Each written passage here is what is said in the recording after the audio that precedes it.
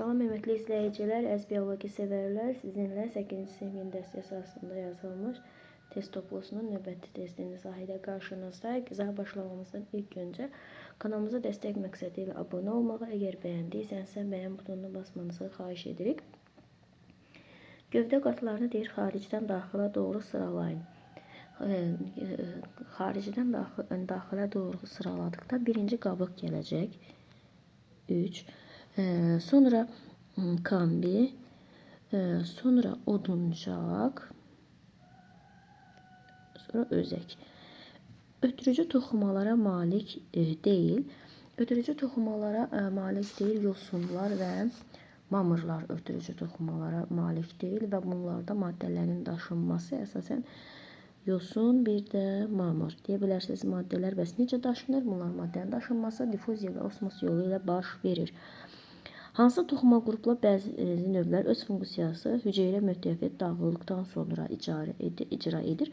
Örtük, bir də ötürücü funksiya öz funksiyasını hüceyrə müttəfiq dağıldıqdan sonra yerinə yetirir. Su və mineral maddələr bitkilərdə daşınmasına düzgün ardıcıllığını əks etdirir. Deməli, su mineral maddələr birinci nəyin olur? Kök tükçükləri ilə qəbul olunur. Kök tükçüklərindən sonra gəlir kökün epidermis hüceyrəsinə. Kökün epidermis hüceyrəsindən sonra gəlir kökün qabıq hüceyrəsinə. Kökün qabıq hüceyrəsindən sonra gəlir endodermaya, sonunda isə kselemaya gəlmiş olacaqdır. Kselema borularına. Aşağıdakı hansı bitkilərdə suyun və mineral maddələrinin kök borularından yarpaqlara daşınmasında rol oynayır?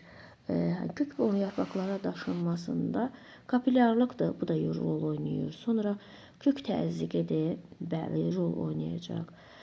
Transpirasiyadır, oynayacaq. Yarpaqların sorucu qüvvəsi. Yəni bunlar hamısı kök daşınmasında, mineral maddələrin kök boru yarpağı daşınmasında rol oynayır. Verilmiş şəkildə X işarə isə nə yazılmalıdır? Görürsünüz, kselema ilə floemanın arasında nə yerləşir? Kambi qatı yerləşir. Əks olunmuş qrafikdə hansı işıq növü digər işıq növü ilə müqayisə enliyarpaqlı çiçəkli bitki yarpağı tərəfindən daha çox əks olunur. Yadınızda saxlayın ki, udulmayan şüalar neyəcək? Əks olunacaq. Burada isə ən azı olan, burada isə ən azı olan gördüyünüz kimi yaşıldır. Ona görə yaşıl əks olunmuş olur. Birdən çox hüceyrə növündən ibarət daimi toxumalar. Bunlar birdən çox bunlara aiddir birləşdirici toxumalardır. Bunların da funksiyası maddənin daşınmasında və dəstək funksiyası yerinə yetirir. Bu da maddənin daşınmasında 4-dən 5. Cavab olacaq 4, 5. Yəni floema, bir də kselema. Verilənlər əsasən yarpağın müəyyən bir hissəsini X-i tapın. Deməli, sütunvari toxuma süngər var. Bunların cəmini neçə edəcək? Bunların cəmi edəcək 800. 2800-dən 800-ün çıxanda qalır 2. Və xlorofil daşıyan hüceyrə qalır 2000. 2000 xlor hər bir ağaclıqda da 2 dənə hüceyrə olduğuna 2002-yə bölsək bunun yeri olacaq 1000. Yeraltı qidalanma zamanı bitkilərə nə daxil olur? Yadınıza saxlayın ki, yeraltı qidalanma zamanı bitkilərdə su və mineral maddələr daxil olmuş olur. 1, bir də 3. Cavabımız olur 1, 3. 11. Kserofit bitkilərə aid xüsusiyyətləri seçin. Yadınıza saxlayın. Kserofit bitkilər quraq mühitdə ulaşan bitkilərdir. Bunlar su itkisini minimuma endirmək üçün bir sıra yoğunlaşmalar yaradıblar. Buna uydu bir güclü kök sistemi bunlarda da var. Sonra gövdə yarpaqlar tükçüklə örtülü olması, gövdə və yarpaqların su toplamağa uyğunlaşması, kloroplastların az olması.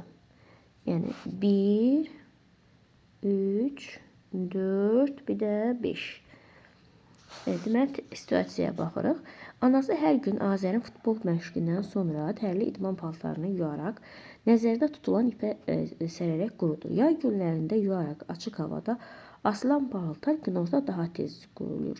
Verilən situasiya paltarın quruma səbəbini nə ilə izah edə bilərsiniz? Fikrini əsaslandırın. Paltarın quruma səbəbi nə ilə izah edəcəyik? Ondan izah edəcəyik ki, bunun səbəbi o isti havada su daha tez buxarlanır da. Yəni odur.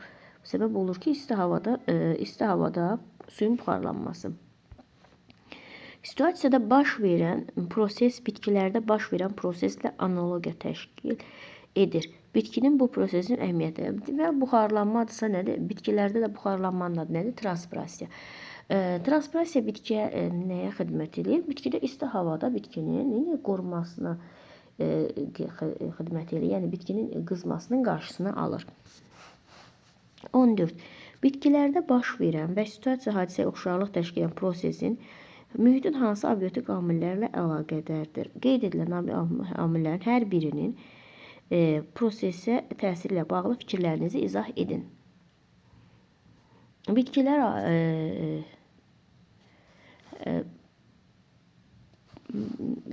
Bitki baş verən situasiyada, bitkidə baş verən situasiyada nə baş verir?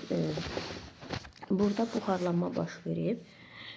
Oxşarlıq təşkil edən cümləsini dediyinə görə biz bilirik ki, bitkilər təşkil abiotik amillərlə. Mühitin hansı abiotik amillərlə? Temperaturla əlaqəsi olacaq, rütubətlə əlaqəsi olacaq, bir də küləklə əlaqəsi olacaq. Yadınızda saxlayın ki, buxarlanmanı temperatur və külək prosesin sürətinin artmasına səbəb olur. Rütubət isə əksinə onun azalmasına gətirib çıxara bilər. Sonra yenə növbəti bir situasiya var. Məktəbdə təşkil edən Yaşıl Həyat adlı tədbirdə Əli fotosintez prosesinə aid təqdimatın interaktiv formada təqdim etdi. Təqdimdən sonra Əli verilən müvafiq sualları cavablandırdı.